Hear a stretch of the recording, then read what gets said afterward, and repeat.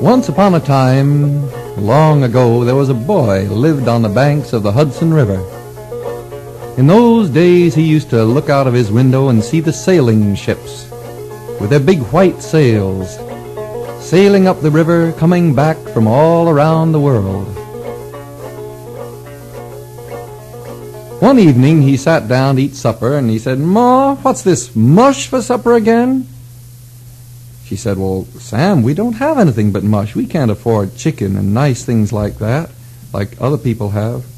Well, Sam pushed his chair back from the table and says, "Ma, I'm tired of mush for breakfast, mush for lunch, mush for supper. I just don't feel like eating." And he shoved his chair back, and he got up, and he walked out of the house, and he walked down to the river. He walked down to the beautiful river where the beautiful boats were. He listened to the sailors talking down there. And one of the sailors was singing a song. "'Tis advertised in Boston, New York, and Buffalo, 500 brave Americans a-whaling for to go, singing, blow ye winds of the morning, blow ye winds hi-ho, clear away a running gear, and blow, blow, blow." Sam went over to an old sailor who was sitting there whittling, and he says, "Is that true? Do they want people to work on the whaling boats and sail around the world catching whales?" The sailor says, "Sure thing, son." He says, "If you want a job, you go over to the captain there." Sam went over to the boat. He said, Captain, you got a job for me? I'll do anything you want. I'll shine the doorknobs. I'll scrub the decks. I'll do anything you want. I'll peel the potatoes. I want to go with you. I want to go around the world. I want to catch whales." The captain says, "Well, now, son, it's hard work. Doesn't pay very much." "Oh, I still want to go. I want to go."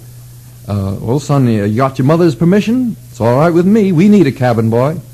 Sam ran home as fast as he could. Ma, pack my toothbrush. Pack an extra pair of pajamas. I got to go. I'm going to sail around the world." And his mother got a little bag of all his precious things, an extra comic book and a couple extra things, and he ran back to the ship, and down the river they went. The captain said, "Haul up the main anchor, haul up the main anchor, we're sailing now." They went down the river, past Storm King, past Bear Mountain, down the river, Tarrytown, Yonkers, Spite and Dival, out in the open sea. Sam looked around. He looked to the south, and there was nothing but water. He looked to the east. There was nothing but water. He looked all directions. There was nothing but water. He kept on sailing, and one day the captain says, "Sam, I think you better climb up there in the crow's nest and look around and see if you can see any whales." "Crow's nest," says Sam. "What's that?" "See that little thing way up in the mast? That's where you stand." And Sam went up, and he tied himself close in there. He held on to the mast so tight because when the wind blew, the mast would bend over to one side, bend way over, and he looked straight down. There was nothing but water underneath him. Bend over the other direction. He looked straight down. There's nothing but water underneath him.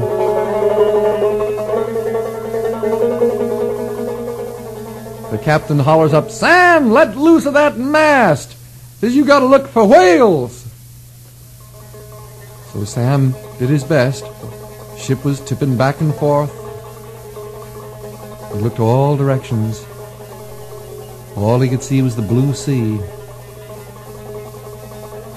Till way off in the horizon, he thought he saw something look like a little fountain. It went pshh, pshh, pshh. "There she blows!" he cried. And the captain says, "Where does she blow?" "3 points off the starboard bow," says Sam. And he climbs down as quick as he could. "Well, clear away the boats, my boys, and after him we'll travel. But if you get too